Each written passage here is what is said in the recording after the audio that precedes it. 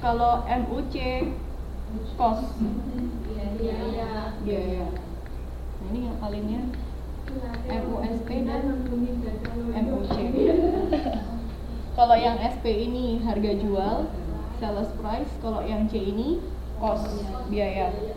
Nah, markup ini biasanya pengusaha itu dilihatnya dari misalnya kita punya jual cupcake kita produksi cupcake-nya itu harganya 8.000. Nah, kita markupnya gunanya untuk apa? Gunanya untuk mendapatkan keuntungan. Jadi kalau misalkan markup dari biayanya, jadi yang dari 8.000 kita markup jadi 20% gitu kan. Berarti nanti kita akan mendapatkan keuntungan 20% juga kan. Nah, seperti itu yang disebut dengan markup. Nah, ini contohnya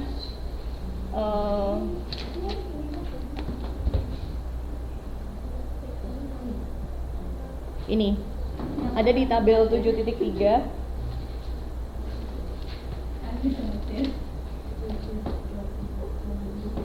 Produk, iya ini 7.19 di tabel 7.3.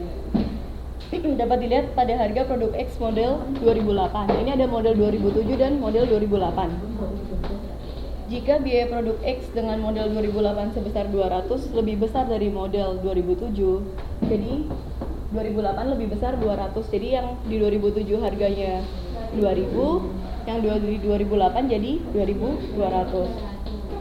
Menggunakan multiplier biaya yang sama, maka harga jual yang baru dari produsen naik sebesar 360.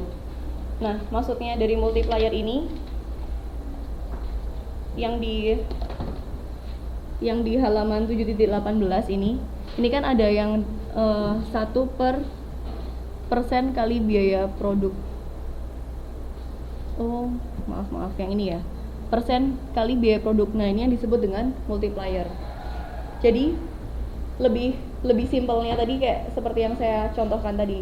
Markup ini adalah ketika teman-teman mau menginginkan keuntungan berapa persen. Kalau harga jualnya 8.000, kemudian ingin mendapatkan keuntungan 20%, di markup biayanya dari yang harga jualnya 8.000 dikalikan 20%, berarti kan nanti teman-teman bisa dapatnya 8.000 9.600. Nah, seperti itu. Ini contoh simpelnya ya. Iya. Saya masih mikir cepat sekali. Nah, cupcake-nya ini harga produksinya 8.000. Kemudian kita markup-nya itu sesuai sama keinginan kita. Jadi bisa beda-beda. Kalau misalkan teman-teman pengen mendapatkan keuntungannya 50%, ya bisa dikalikan 50%. Cuman ini saya contohnya 20%. Nah, berarti harga jualnya 8.000 ditambah 8.000 dikali 20%. Nah, sama dengan 9.600. Nah, gampang kan? Untuk yang markup lolos, lanjut. Enggak, ini contohnya simple kok yang ini. Ini apa namanya? Margin produsen. Nih, ayo kita bahas satu-satu. Margin produsen didapat margin produsen didapat dari mana? 1.600.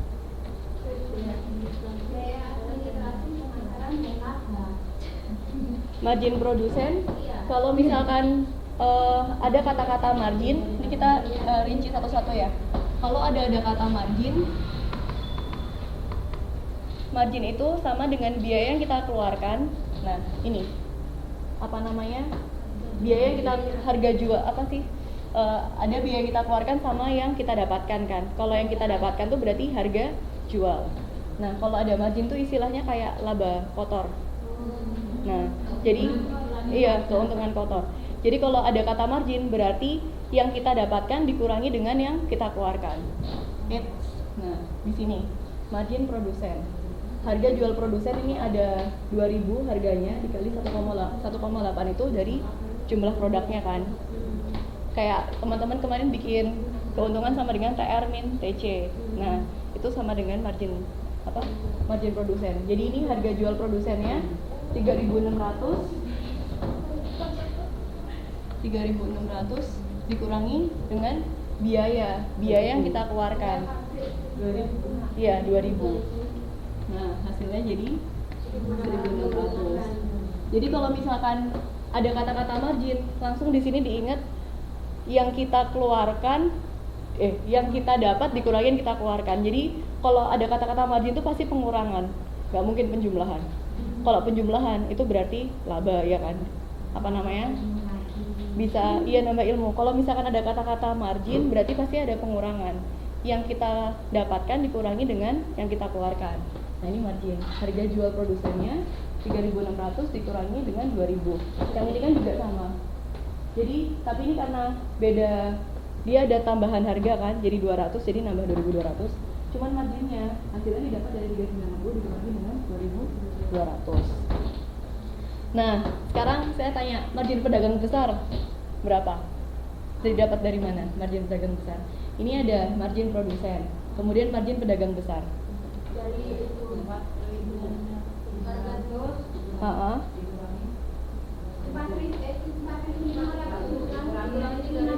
Nah, benar.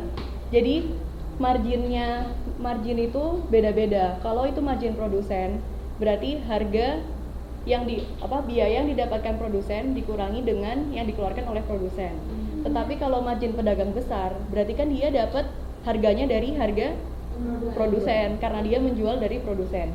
Jadi akhirnya karena ini dari pedagang besar, jadinya 4.900 ini dapat dari 4.500 dikurangi dengan 3.600. Jadi kalau ada kata margin itu pasti pengurangan. Itu simpelnya, margin pasti pengurangan gitu. Yang kita dapatkan dikurangi dengan yang kita keluarkan. Nah, itu margin. Kalau margin pengecer, nah, gampang kan? Jadi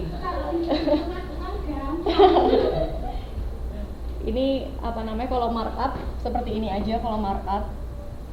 Jadi teman-teman mau keuntungannya berapa, yaitu dikalikan dengan misalkan pengen keuntungan 50%, ya ini tinggal dikali 8.000 dikali 50%, seperti itu. Nah, ini untuk margin. Lanjut lagi ya. Nah, ini break even point, ada rate of return. Iya, ini banyak sekali.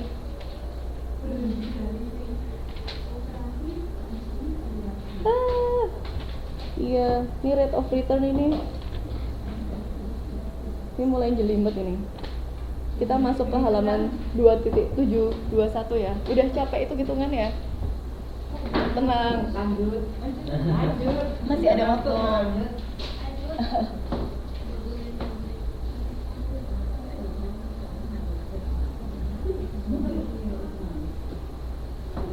Ini ada metode penetapan halaman 7.21.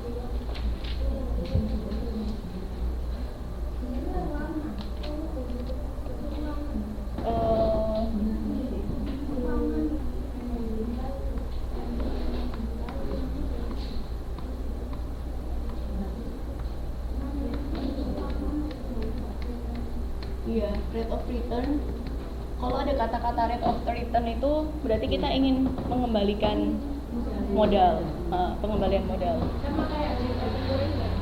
Kalau break even point, break even point? Kalau break even point itu titik empas. Jadi kalau misalkan harga berapa dan volume berapa yang kita jual supaya kita tuh nggak rugi. Kalau yang pengembalian modal ini kita harus menjual berapa supaya modal kita kembali. Nah, seperti itu. Ini di sini di halaman 2.1 ini ada beberapa hal yang sudah diketahui. Ini kan produk X yang telah disebutkan di muka, misalnya jika diketahui kapasitas pabrik 100.000 unit. Ini nggak saya masukkan di PowerPoint karena banyak sekali. 100.000 unit, kemudian ada kapasitas yang diharapkan dapat dicapai adalah 70%. Ini kapasitas yang diharapkan. Ini udah sudah disediakan di soal.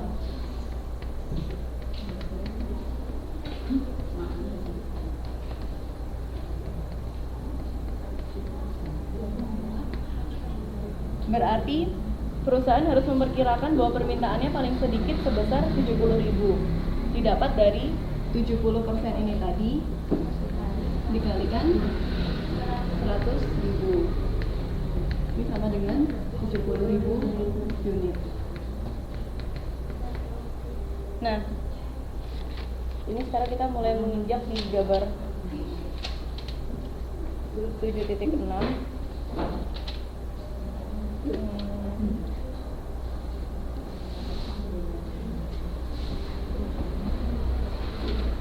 Kalau 7.6 ini untuk break even point-nya nanti akan saya jelaskan lebih lanjut di yang di break even point ya. Nah, kemudian tahap selanjutnya adalah menambahkan margin keuntungan pada biaya tersebut sehingga pengembalian investasi yang telah direncanakan dapat dicapai. Nih, jika diketahui pengembalian sesudah pajak sama dengan 14%. Ini diketahui lagi pengembalian 14%. Kemudian ada investasi 250 juta. Ada pajak 50%. Kemudian jumlah unit yang akan dijual adalah 70.000. Ya kan? Sekarang kita disuruh mencari ROI-nya. Bagaimana cara mencari ROI-nya? Rumus dari ROI adalah pengembalian investasi. Ini tidak ada di buku, jadi ini bisa dicatat teman-teman. Pengembalian investasi dibagi dengan investasi.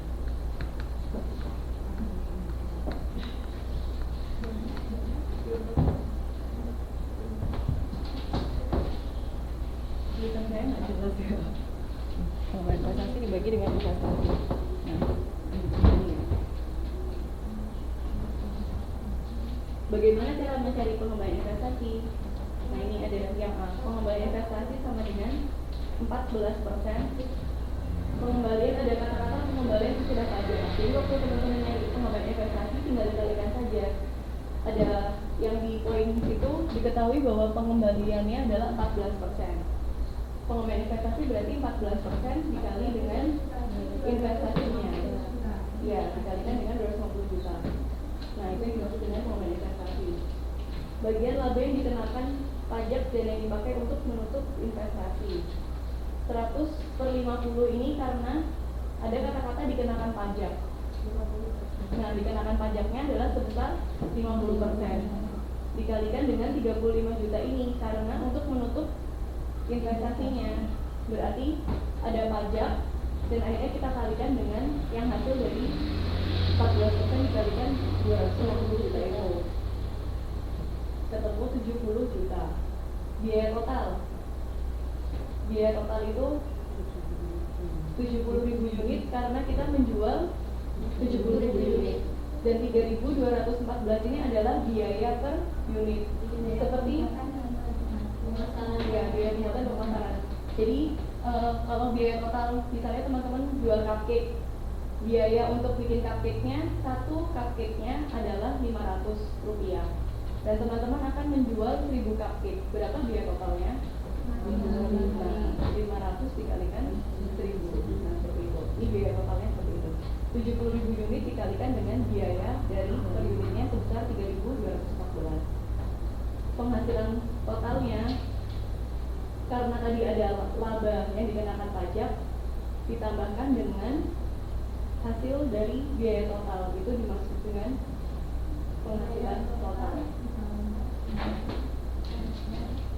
70 juta. Iya, laba setelah pajak ini ada penghasilan total sama dengan 70 juta ditambah 224.980 ya.